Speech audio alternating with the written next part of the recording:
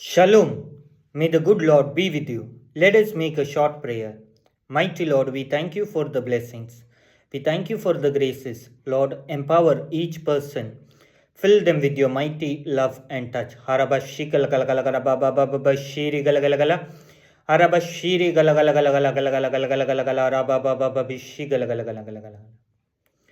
Yesterday, we meditated on a step further of the love of God. Love of God to have the heart of God. Today, we are going to meditate on how I and you can experience God's power mightily. I and you should have the heart and the emotions which God wants to give us. For that, I and you will have to sit some time in meditation daily, maybe 10 minutes, 20 minutes, 30 minutes, where I and you can connect to our Savior and our Lord. When I and you connect to the Lord, each bondage will be slowly broken. I and you may not realize, but slowly and steadily the Lord will fix us. He will show us every issues and the problems. The Lord will guide you in each step and in each path.